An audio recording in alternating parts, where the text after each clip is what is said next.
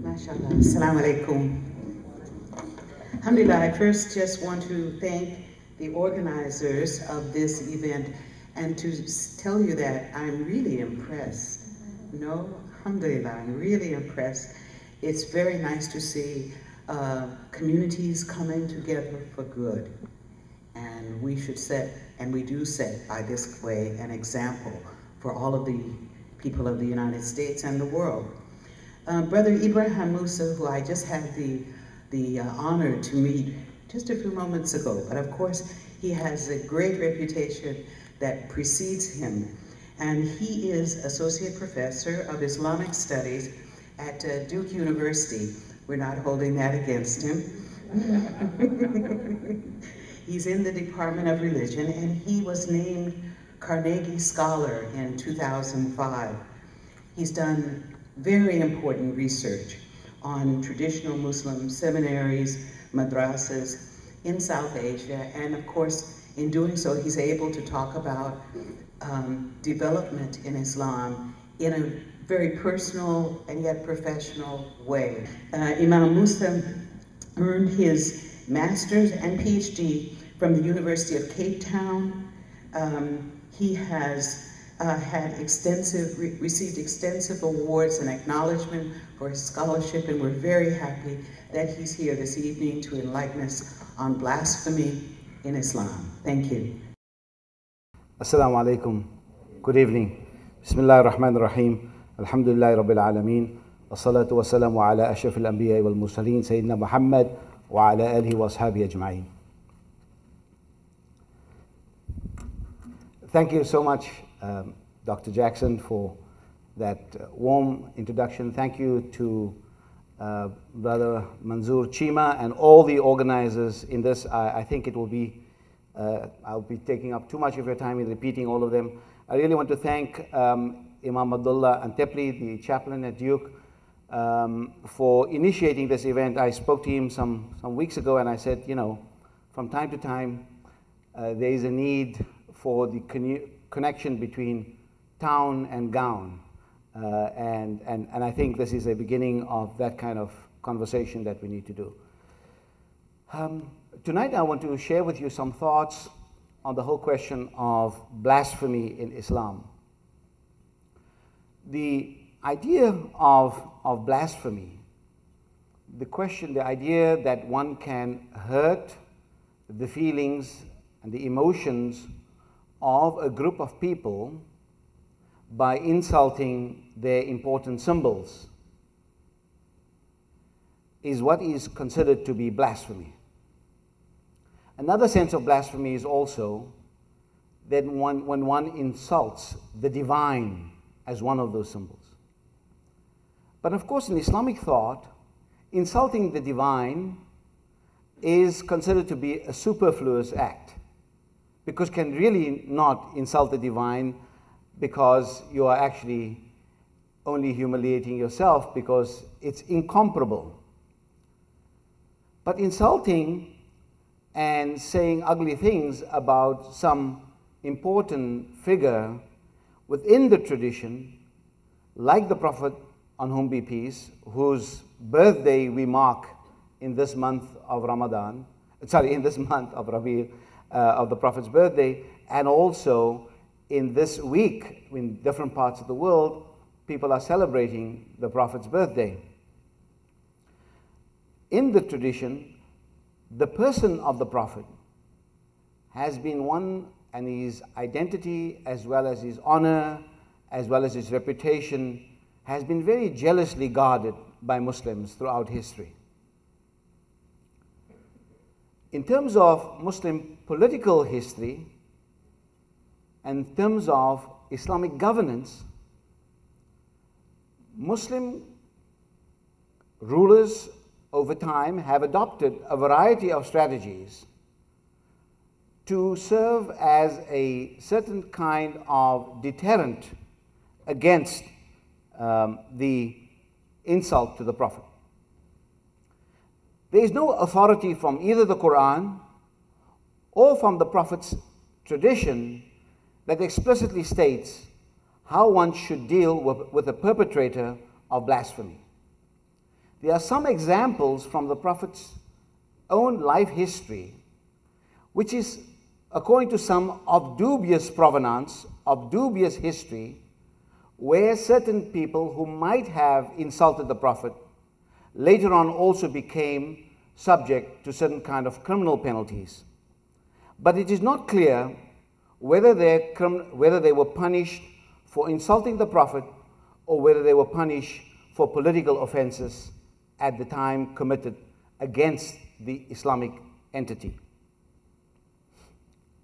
So therefore, the question of blasphemy historically is not one that constitutes for conscientious Muslims as one of a fundamental principle that has to be implemented. It is what we call among siyasa sharia, sharia-based governance.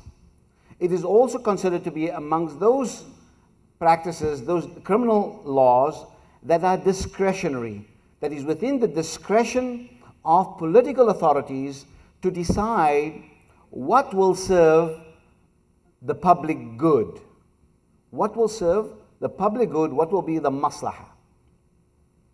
So therefore, it is somewhat difficult for right-thinking Muslims to countenance this question that is prevalent in a number of Muslim societies, that people become so passionate about the whole question of blasphemy. Let me give you a couple of examples. In the 1990s in Egypt, a professor of Arabic Studies at Cairo University started writing a number of books. His name was Nasser Hamid Abu Zaid. Nasser Hamid Abu Zaid was a professor of Arabic literature, started to teach himself about the questions of interpretation. He wrote his PhD on the principles of interpretation of Ibn Arabi, who is a 14th century great Muslim mystic, Falsafatut Ta'wil in the Ibn Arabi, and he wrote on the principles and the philosophy of interpretation according to this great Muslim mystic of the 14th century. Abu Zaid was also very much left inclined, in other words, very much socialist, Marxist inclined, and so he started also writing a number of articles and books and papers on the question of religious discourse, religious writings and publications in Egypt, in which he wrote a book called Naqd al-Khitab al-Dini, the critique of religious discourse in Egypt. In this, he takes to task the Muslim Brotherhood of Egypt, and he takes to task one of the Muslim Brotherhood's most important ideologues, Sayyid Qutb. Of course, the Muslim Brotherhood people did not like that, but none of the Brotherhood people took up arms against Abu Zaid for that matter. Abu Zaid also wrote other books on interpretation of the text. He also wrote another book called the philosophy or the middle of the road ideology of Al-Shafi'i. Al-Shafi'i is a very, very prominent jurist in the Muslim tradition. Very early on in the 2nd century of Islam, rose to prominence. And he wrote a book on Al-Shafi'i, arguing historically that Al-Shafi'i adopted a kind of a pro-Arab philosophy of interpretation. All these things are well and good, except that when Abu Zaid came up for tenure and promotion at Cairo University, some of the professors at Cairo University objected to it. And with that objection, the issue entered into the public domain, and newspapers started publishing about that and said that Cairo University is basically being held hostage by certain forms of extreme interpretations of Islam that refuses to give Abu Zaid promotion. It became quite a furore, and the matter then left the precincts of the campus and entered into the public domain, and everybody jumps into it, politicians, those who know, those who do not know, and it became a cause célèbre. Some of the objections against Abu Zaid was that he has critiqued Al-Shafi'i wrongly, not correctly. Some of the critiques that were leveled against him was that he did not understand many of the things that he was engaging in criticism. And some of the kind of the strongest critique I heard of him was that he talks about the Quran as a kind of literature, not as a sacred text. So he does not reverence the Quran as it should be. When you read Abu Zayd's text, as I have done, you will not find that he is dismissive of the Quran as a divine revelation. But what he does say that the Quran does occur in history, and therefore you have to study the history of its revelation and understand the politics of the revelation too. Now, of course, everybody will not agree about the politics of revelation, under what circumstances, and he would argue that because of certain kind of political conditions, certain issues arose and other issues did not arise. This is not being spoken of in the Islamic tradition with such openness and with such candor, historically speaking. So Abu Zayd was entering into a new way of talking about Muslim sacred texts. He never touches the personality of the Prophet, but he does say that the Quran also has different levels of interpretation, and that we cannot only be subjected to one version of interpretation, which is the dominant version of interpretation by a school of thought. But then this matter became so ugly that people then started saying that Abu Zayd's doctrines are tantamount to someone who rejects the a priori beliefs of Islam, certain a priori beliefs. In other words, inkar al-ma'loom fi ad-din bil-darura, refusing that which is ipso facto or axiomatically accepted in matters of faith. He's rejecting that. Because he is rejecting that, he no longer is a Muslim. And because he is no longer a Muslim, he is no longer married to a Muslim woman, to Ibtihal Yunus. This matter then goes into different courts. The lower court says the judge that is right.